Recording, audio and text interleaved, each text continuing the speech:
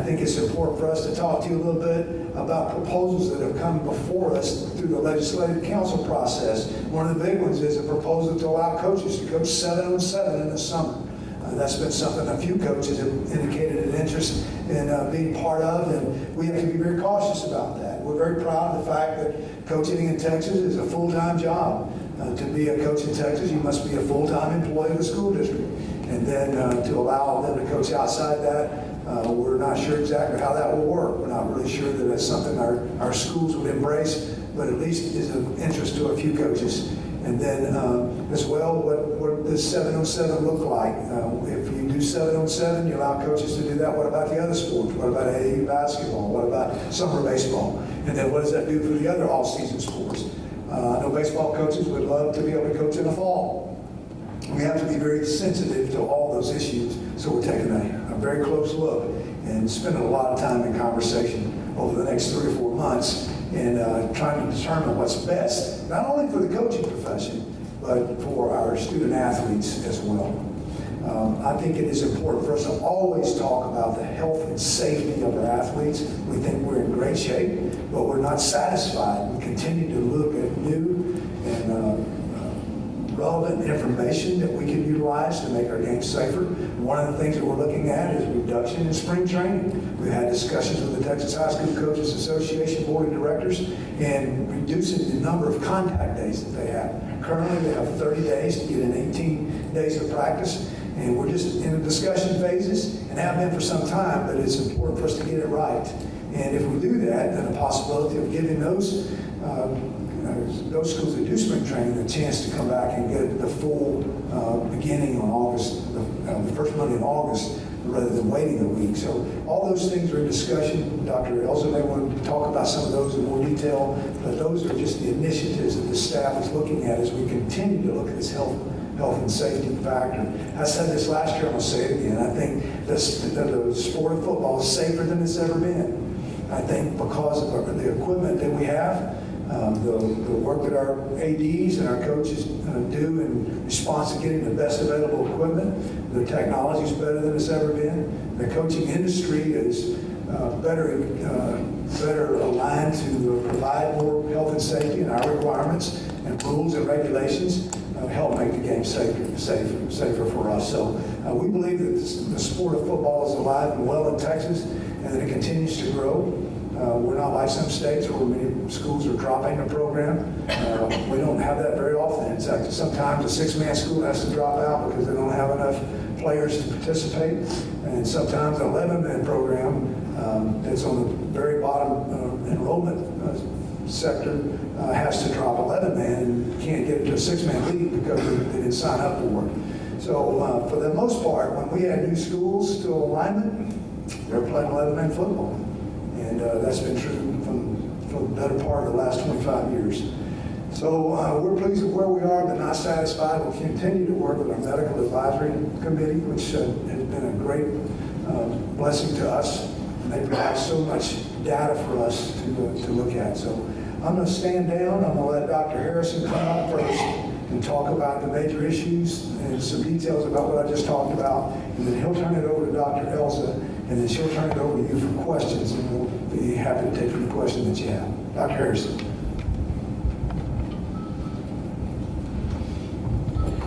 Thank you, Dr. Brydup. Appreciate you guys spending some time with us. As Dr. Brydup said, I'll hit just sort of the high points of a couple or 3 topics, and then we'll get to what you guys want to ask about and get into the specifics in the question and answer part after Dr. Elza addresses you. Reclassification, realignment, Dr. Brydup mentioned, it's the biggest thing we do. We have to talk about it every single day in our office, whether it's a realignment year or not. Obviously, for this coming year, will be the 2nd year of an alignment, so we'll be taking numbers in October and then applying the new policies to release that in February. A couple of changes with that. The biggest is the split conference format for football and Conference 5A. That was voted in rather favorably by the 5A school superintendents. So what has been implemented 4A and below will now be 5A and below for the split conference format for football only in Conference 5A. So it'll be exciting to see how that rolls out. Again, that's the biggest thing we do. We fully expect we'll be over 1,450 high schools certainly in that neighborhood and likely over for the coming alignment. As you guys know and have heard me mention before, they will range in enrollment from for the alignment we're currently in. The largest school in grades 9 through 12 had over 6,300 students in it. The smallest school had 8 students in it in grades 9 through 12. And to tell you how important UIL athletics is to our schools, the high school that has 8 signed up for boys and girls basketball. The math is troubling, but they make it work. That'll tell you how important these activities are to our schools. Then spread that over 265,000 miles of a state that is anything but square, and with 85% of the population on or east of I-35, it's certainly a challenge creating geographic districts that are livable when you get west of that I-35 corridor, but we will do the best we can with it, and our schools will help us get that right. So we're really excited about that. Health and safety is always at the forefront of our conversations as well, as Dr. Bright mentioned. We're still really excited about our partnership with UT Southwestern and the Texas Institute for Brain Injury and Repair on their Contacts project, which is collecting suspected concussion data from all of the schools who are volunteering to participate. We have a growing number of schools entering into that program. We're really hoping to get that big enough this year that we can move, if not next school year, certainly shortly thereafter, into a mandatory participation for schools. It'll always be voluntary participation for students, based on their parents' decision. But we're hoping to get into a mandatory program. Once we're able to get that off the ground, we rolled it out a little late this past school year, and so it's a little slower getting it up and running than we had hoped. But it is certainly moving in the right direction. And we're really excited about the world-renowned researchers they have at the Texas Institute for Brain Injury and Repair, led by Dr. Major Hunt, who also co-chairs the NFL's Head and Neck Injury Committee. So we have the absolute worldwide experts in the area of head injuries working to make sure that we have the best policies to keep our kids safe in our activities. We won't go too much into this at this press conference because the details will come out at the one following this, but we are very excited about football days in Texas. As you know, and Dr. Bright mentioned, we'll have the 2 games, doubleheader, broadcast live on that Friday night, and as exciting as those 2 games are, they're really just the vehicle for the real product, which is all the live look-ins and all of the different stories that are going to be told about high school football in Texas and what it means to our communities. I believe Steve told me they're conducting 35 or 40 interviews just this week at this conference, getting content for that particular event. So we're really excited about that event, and Steve has really driven that at Fox Sports. We value our relationship with them well. They're taking the right approach to this. It's not about commercializing high school football. It's about celebrating what it is in Texas. Bringing in some great talent like our friend Craig Way, who's always a part of our championship events, and I believe will be a part of that event too. So we're really excited about that's coming up. I'm going to turn, one more thing, and Dr. Elsa will talk about the specifics, but we're also excited to have our state football championships back at AT&T Stadium. What a world-class championship experience that is for the young men and really the communities and all the ancillary groups, the band and the cheerleaders, all the support groups that come to be a part of that event. That is a world-class championship experience, which is what we strive to have. And again, folks like Craig and Steve at Fox make that possible. I can't say enough about the city of Arlington and specifically Matt Wilson, who's here, and their assistance and support for that event and how much it means to the schools who come and have that wonderful experience for those state championships. We do have a couple of detailed announcements, but I'll allow Dr. Elza to go over those.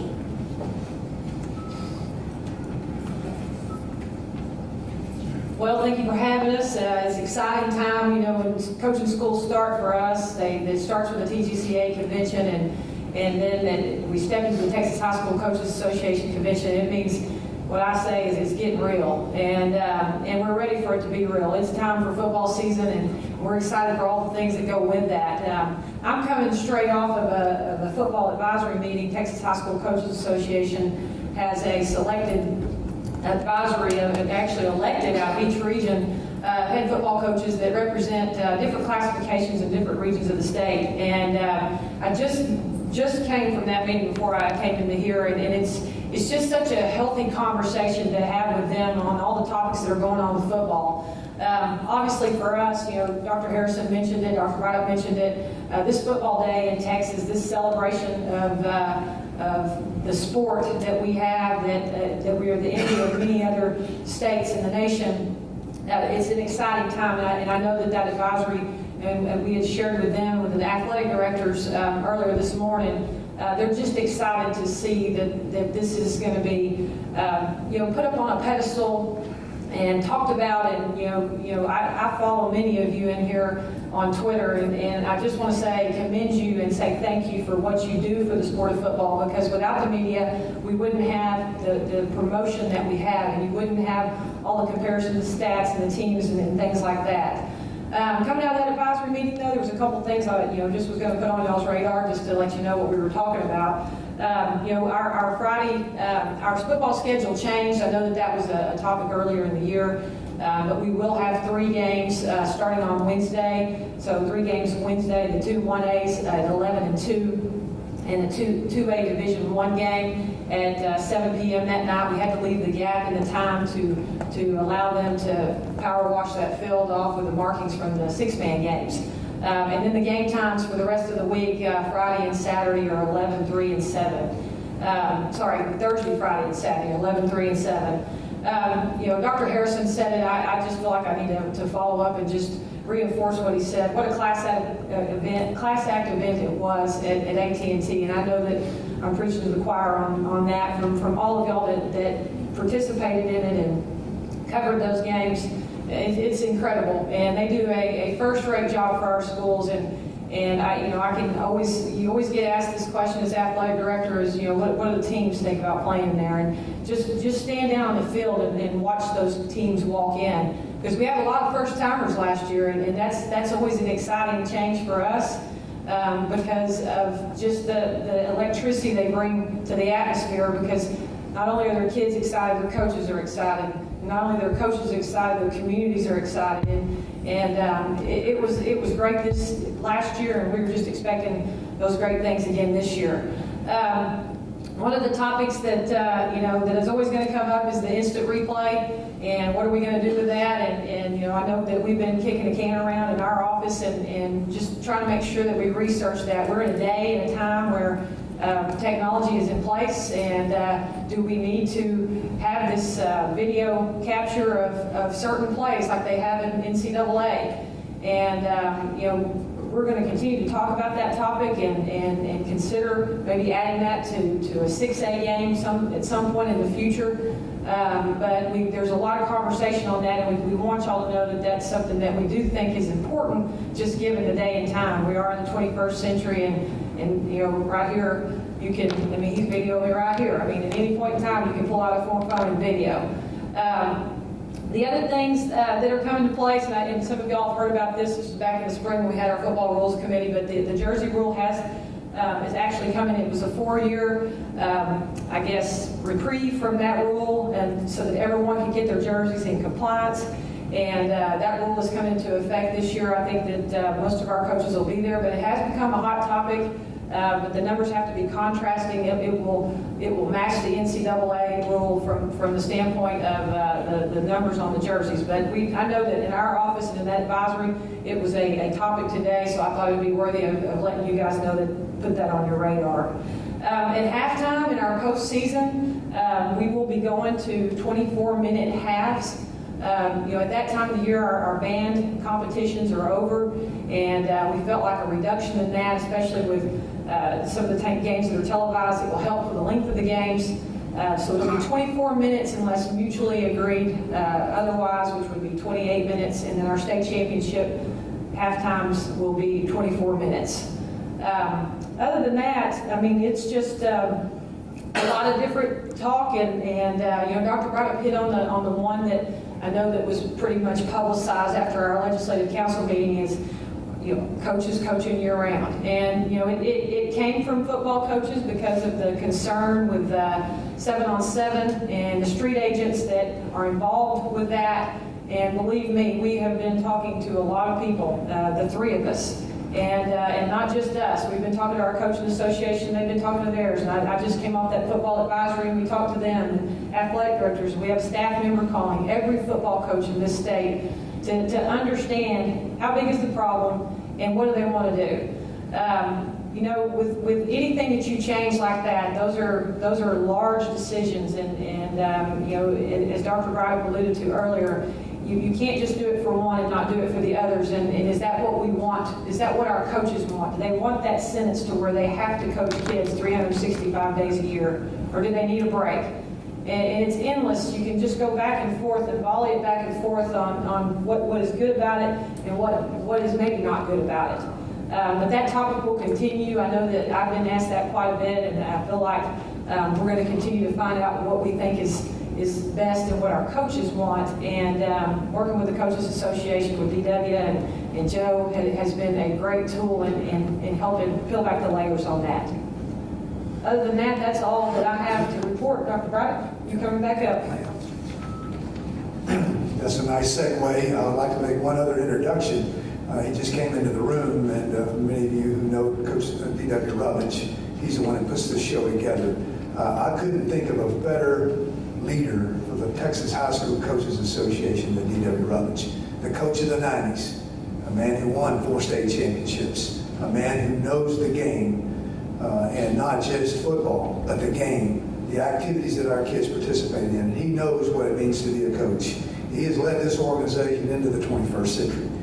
Technology, the implementation of technology, the professional development courses, the work he's done to raise funds and a benevolent fund to help those that have had accidents or deaths while participating.